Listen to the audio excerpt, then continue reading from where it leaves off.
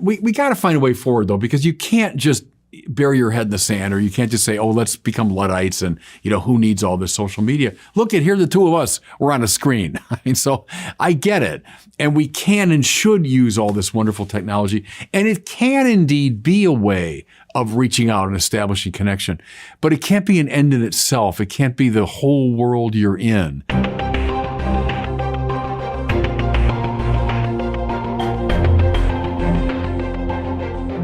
Welcome back to the Word on Fire show. I'm Brandon Vaught, the host and the senior publishing director at Word on Fire. We're in the midst of a mental health crisis, many calling it another pandemic. Record high numbers of Americans are facing depression and suicide. Almost half of young people report feelings of persistent sadness and depression. What's behind this crisis, and how can the church help? That's what we'll be discussing today with Bishop Barron. Joining us from our studio in Rochester, Minnesota. Bishop, always delightful to see you. Hey, Brandon, good morning. How are you and the family doing down there in Orlando?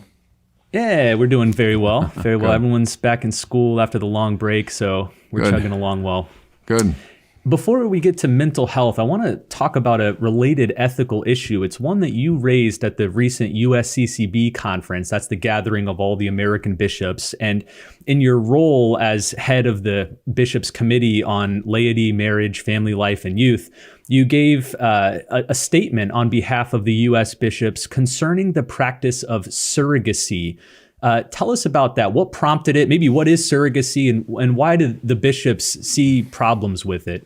Well, I was just echoing the Pope. So the Pope made a strong statement against surrogacy. And then in my capacity as chair, I wanted to, show the U.S. bishops support for that. So surrogacy, that might be the use of another woman to, give another couple a child. So it's a kind of a instrumentalizing of the womb of one woman for the sake of another. The problem the church has, it's under the rubric of ends and means. A couple wants to have a child, good. Another person wants to help them and encourage them in having a child, but those good ends don't justify the means.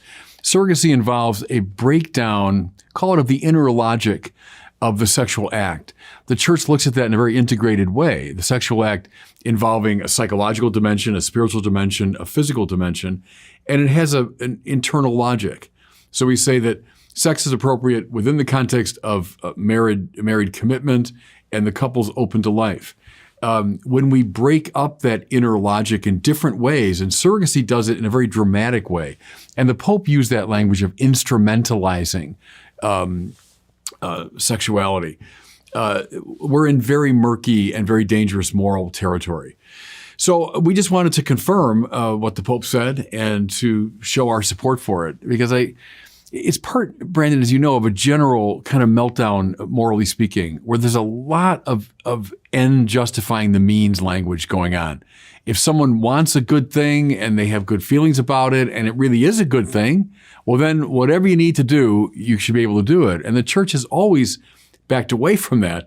If you were to say, hey, look, it's a good end to defend my country against its enemies, well, therefore, let's drop an atomic bomb on every enemy city. Well, no, the end does not justify the means. So in a similar way with surrogacy, it's a very problematic moral situation, and the good end of having a child doesn't justify it.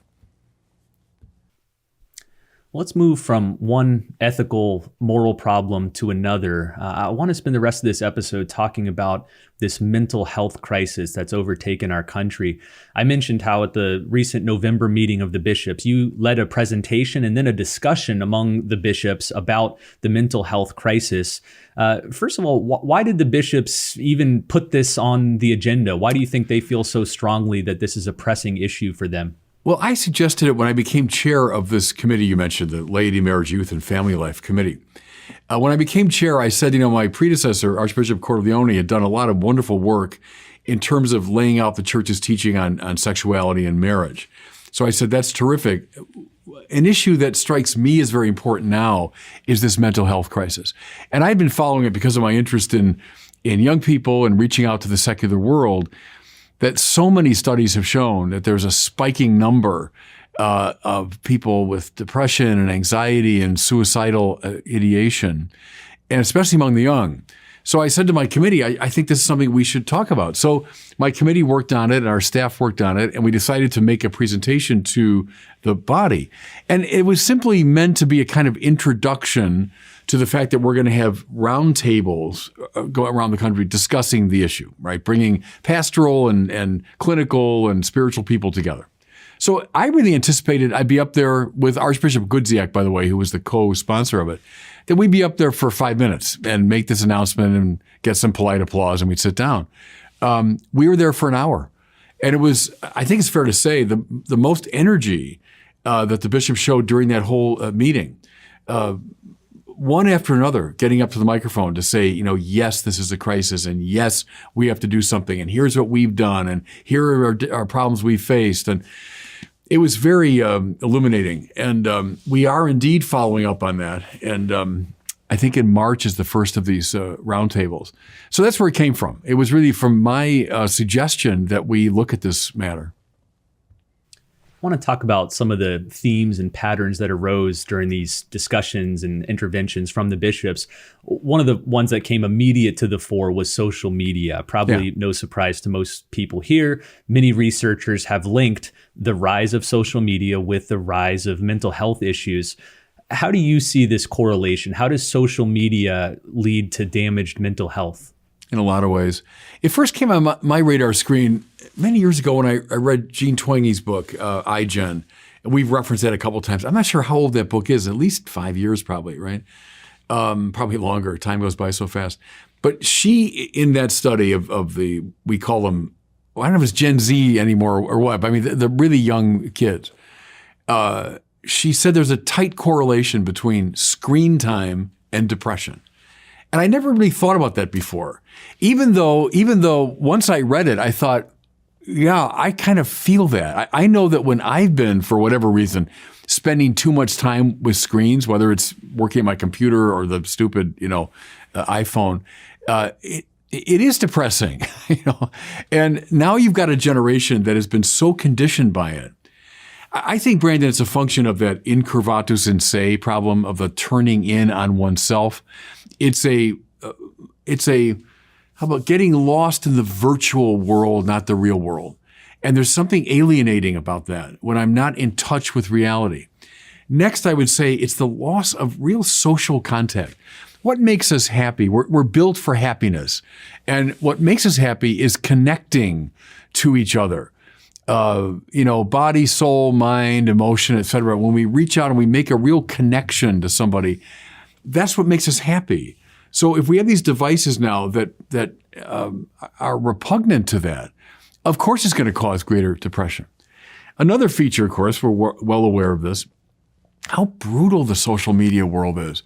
In the beginning, this is wonderful. We'll connect with each other and share information. And yeah, it sounded great. And all that's true.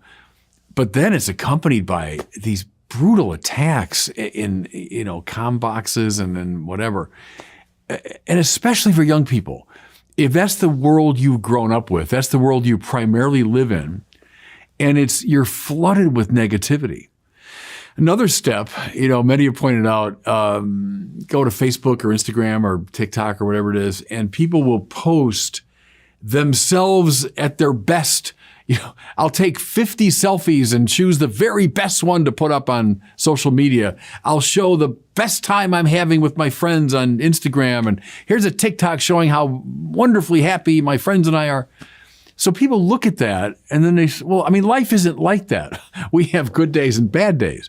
But you look at that world and you say, all these people, look at them. They're all beautiful. They're all happy. They're all successful.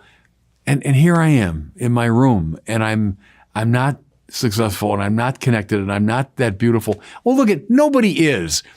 We're all in the same boat here. We're in a world that's both good and bad. But social media can give the impression that I'm surrounded by beautiful, joyful people. So what's the matter with me? So I'm scratching the surface here, but some of the reasons why social media can lead, especially in kids, to anxiety and depression. You mentioned in your litany of issues with social media the fact that we're not made to be isolated from other people. And this was another pattern that came up among the bishops Yeah. is the connection between, especially COVID period, post-COVID period, the isolation many people faced and declining mental health. Can you talk about that? Why is it that community is so central to having a healthy mental state? We're built for love. We're built to go out of ourselves. God is love. And so the very ground of being is something like relationship. And we're designed for that. It's moving out of oneself, forgetting oneself, and moving into higher and richer forms of existence. That's the way to look at it. Love is not a sentimental state of mind. Love is a kind of metaphysical attitude that I break free of the black hole of my own self-preoccupation so that I can now immerse myself in the real. So when I'm talking to you and entering into your world and showing a concern for you and so on, my world's expanded, right? A new dimension of being has opened up to me. And now more and more and more I go out, even says the Lord, loving our enemies, because that's the trajectory of the human spirit, is away from the incurvatus and say out. So that's why connection and relationship are so important. Do you, Brandon, your own kids are, growing up in this world too. Something I find interesting, they talk about the really young kids are afraid of the phone. The phone rings and I don't want to answer the phone, or there's a knock on the door and everyone's petrified. And I've got a job interview. I don't want to deal with that because they're so used to mediating reality through the screens, right? So when a real person arrives, whether it's over the phone or at the door, do you find that to be true? I've certainly read about that. Yeah. I've seen it, especially with the high schoolers I work with, the middle schoolers I work with. Because when you're talking with someone in person, there's a whole new slew of things to consider, body language and manners and unspoken communication, whereas like a text message is pretty straightforward and you can really carefully craft it and get it just right. But the unpredictability of a real life interaction is scary to a lot of people. Yeah, and you're right. That's a point that Gene Twenge makes, is just all the subtle picking up on cues and, as you say, body language and social cues and so on. And that's a real art. And you learn that by interacting with people. So that's another problem with it. We got to find a way forward, though, because you can't just bury your head in the sand, or you can't just say, oh, let's become Luddites and, who needs all this social media? Look at here, the two of us, we're on a screen. So I get it. And we can and should use all this wonderful technology. And it can indeed be a way of reaching out and establishing connection. But it can't be an end in itself. It can't be the whole world you're in. So we have to find the right way. And I hope the church can provide some instruction there for people, help them see the way through that. I think one unique way that the church can help here is by emphasizing a more comprehensive understanding of mental health. This is something you brought up in your presentation, the connection between mental health and spiritual health. I think here of Carl Jung, the 20th century analytical psychologist, and he said, at bottom, every psychological problem is a spiritual problem. Do you agree with that? I do. I remember the first time I read that many, many years ago in Jung, and I thought, yep, that's right. And Jung, that was born of a lot of clinical experience. That wasn't just off the top of his head. That was dealing with real patients over many, many decades. And, for Jung would put that in his own framework, but I think it's dead right. Because he finally, Brandon, it has to do with our relationship to what Tillich would call ultimate concern, our relationship to the summum bonum, the highest good. The spiritual tradition has long known that the greatest source of human suffering is idolatry, is false worship. When I've ordered my life to something less than God, and that will lead necessarily to suffering. And so it might manifest itself at the psychological level. I'm experiencing anxiety or depression or whatever it is.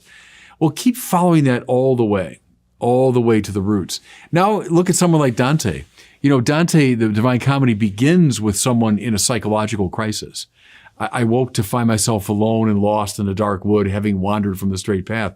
And even to think of that time fills me with fear. Well, that's where a lot of people are today, right? Well, what does Dante do under God's guidance ultimately is he goes all the way down to find the source of his alienation and suffering. And what he finds is Satan. Now, what does Satan stand for there? Bad worship. He's the inverse of God, right? He's at the very bottom. He's stuck in the ice, curvatus in se. He's got the three faces, which are kind of a crude imitation of the three persons of the Trinity. So he stands for forms of false worship. And Dante's got to go all the way down. Now, there's Jung. At bottom, all of our psychological problems are spiritual problems, right? And so we need psychologists to be sure, but we also need soul doctors. This goes back to the very beginning of my publishing career. One of the very first articles I ever published was priest as mystagogue and priest as soul doctor. Cura animarum, the care of souls. That's what a priest is concerned with. Is there a psychological dimension? Yes, and that's often how the problem will manifest itself. But then who talks about the deepest issues of the soul? And that's where the priest comes in. He's a curate, we used to say, cura animarum. He's a doctor of souls, doctor animarum. So that's all in support of Jung's statement. Yeah, I think at bottom, all psychological problems are spiritual. I'd like to connect Jung's insight to something we've discussed ad nauseum here, which is the rise of the nuns. If every psychological problem is ultimately a spiritual problem, and we have this increasing drift away from religion, do you connect that fact to the decline in mental health? How can you not? And that seems so obvious to me. If you think for a minute that disaffiliation is kind of a harmless thing, young people, they don't care about religion. I'm not religious. I don't care about that. As Charles Taylor pointed out, so powerfully, this is unique in the history of the human race, practically. Human beings from time immemorial have been religious. Now, we debate about what kind of religion and all that, but they've all been religious. They're all related to some transcendent mystery or some transcendent good. We're the first generation ever in human history that is saying, who cares? I'm indifferent to that. Now, there have always been, the village atheists and all that, but in great numbers, isn't it now like 40 or 50% of young people say, I have no religion. And we think that's going to have no effect. You're running counter to this absolutely elemental human longing, and you'll have no problem with that. Give me a break. I mean, that's repugnant to everything we know about the human person. So no, I see them as deeply related to each other, disaffiliation and all this mental illness. During your presentation, you also lifted up Saint Dymphna, maybe not a household name, but she's the patron saint of those suffering from mental illness. Who was she? Tell us a little bit about her. You're catching me off guard there a bit because I forget some of the details. But she's the patroness, as you say, of people who are struggling with anxiety and with mental illness. The reason she's on my radar screen is as a bishop who confirms a lot of kids. The number, this is true in California, it's true now in Minnesota, the number of young girls who take the name Dymphna. And whenever they do, I think, it's someone who's struggling with anxiety or depression or mental illness. And the number of those choosing that name has increased. Now, that's very anecdotal on my part, but I've noticed that. And it's not surprising given these statistics. Let's close with this question. We talked about some ways that the church and the bishops in particular can help address this mental health crisis. What do you think Christ has to say to people listening to this who are struggling with their mental health or maybe have loved ones who are struggling with it? Come to me, all you who are weary and find life burdensome, and I will give you rest. The ultimate doctor animarum is the Lord himself. And he comes as a healer. One of the most fundamental things we know about Jesus is he healed people who were sick, and sick at all kinds of levels of life, even sickness unto death. But Jesus is a healer. He's soter is the Greek word they used. Salvator, that becomes in Latin. And we get savior from that. When you say Jesus Christ is my savior, you mean he's my healer.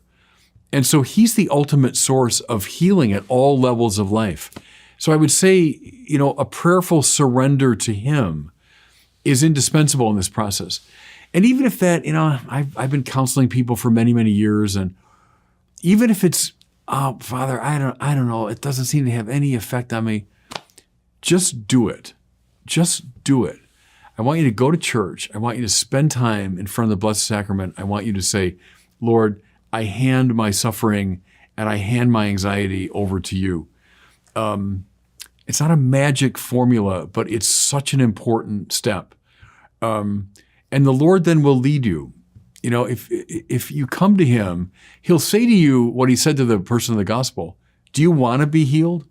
That's a very important thing, because it might seem obvious, but it's not. Do you want to be healed? Do you want to find a way out of this?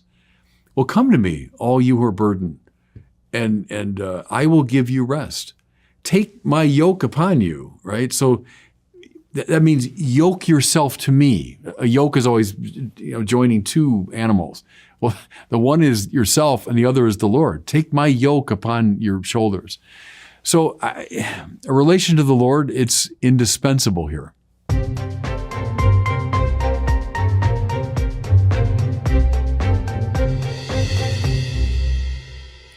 Well, it's time now for a question from one of our listeners. If you have a question for Bishop Barron, send it in to us through the website askbishopbarron.com.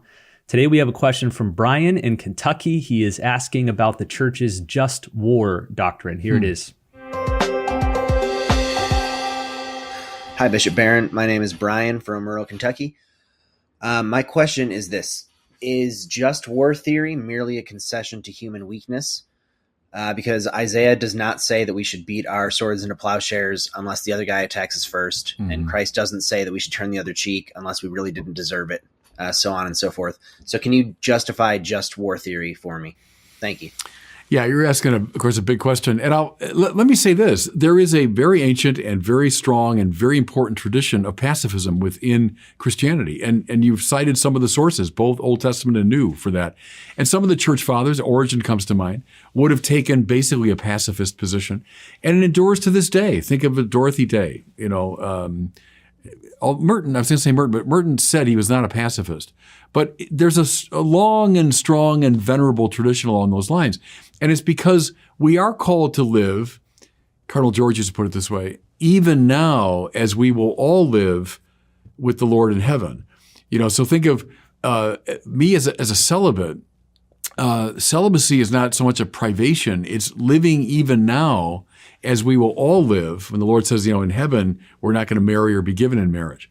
So pacifists today, seems to me, are a eschatological sign of how we will all live in heaven when we will indeed beat the swords into plowshares and so on. Now, having said all that, go back to St. Augustine, and he's echoed by Aquinas and almost the entire tradition. In our finite, fallen, conflictual world, sometimes tragically, the only thing we can do to hold off certain gross forms of injustice is to take up arms or to engage in some sort of resistance. I always think, go from the big to the small here. You're committed to nonviolence and you're committed to love and enemy and all that. But you walk outside your home today and there's a woman being raped. There's a young kid being attacked. What do? I don't think you'd stage a nonviolent social protest at that point. You'd, I think, take pretty strong action. Now, it's sad, yeah, but that's the world we live in. Now, extrapolate from that to the grand scale, so an entire nation now is being aggressed and being attacked. What do? Even as I honor the pacifist tradition, and I do, indeed, the nonviolent tradition, I would follow Augustine and the church here that sometimes in our finite, conflictual, sinful world, all you can do to hold off gross injustice is to engage in a limited, morally conditioned violence. So that's a quick answer to a really good and complex question you're raising. Well, as we wind to a close here, we are excited to announce the launch of yet another great book from Word on Fire. This one is being published through our Word on Fire academic line. It's titled Christ Brings All Newness, Essays, Reviews, and Reflections, and it's by Father Robert Imbelli. St. Irenaeus teaches that Christ brought all newness in bringing himself. This representative collection of the writings of Father Robert Imbelli proclaims, celebrates, and sounds the depths of the newness of Jesus Christ, rooted in Scripture, the fathers of the Church. These essays and reflections explore the Christian faith's rich liturgical, artistic, literary, and theological traditions across the centuries. Bishop, I know you've been a longtime friend and admirer of Father Imbelli. Tell us about him and why you think people might appreciate this book. Yeah, he's a wonderful man. He's a priest of New York, but taught for many years at Boston College. And he trained, a generation or two of theologians. I came across him very early on when I was just starting my kind of writing career. He read something I'd written. I think it was just an article. And he was passing through Chicago, if I remember this right. And he reached out to me and said, I'd like to get together with you. And so we did. And I remember that we had a cup of coffee or something together. And he said, well, it seems like you like to write and you seem, you're good at that. So you should continue. And it meant a lot to me at that stage of my life and career. He encouraged me. But I've admired his work, for a long time. There's much I could say about it. It's a wonderful combination of the high academic and the spiritual, which is something I've always appreciated when you bring those different dimensions together. He's a great man for the church fathers and for Newman. And I, cultivate those same interests. Something I really admire about him, and I've tried to follow in his footsteps, he's a man of the council. He was at Vatican II. I think he was a theology student during the years of the council. And he reverences the text of Vatican II. And accordingly, he doesn't like Catholic progressivism, and he doesn't like radical traditionalism. And I follow that path, that we are both great defenders of Vatican II, as it's been interpreted by the great post-conciliar popes. And I've laid that out, as you know, Brandon, as that's my position. That's what I'm for. And there are parties in the church today that have split on either side of that. And Bob Imbelli is a good example, I think, of a very fine mind who walks that right path. And then, he's in line there with Cardinal George, whom he reverenced, with Pope Benedict, whom he reverenced. So I should say this, I stand in the tradition that he has stood in for a long time. So again, it's called Christ Brings All Newness by Father Robert Imbelli. I'll include a link here in the show notes. Well, thanks so much for watching and listening. We'll see you next time on the Word on Fire show.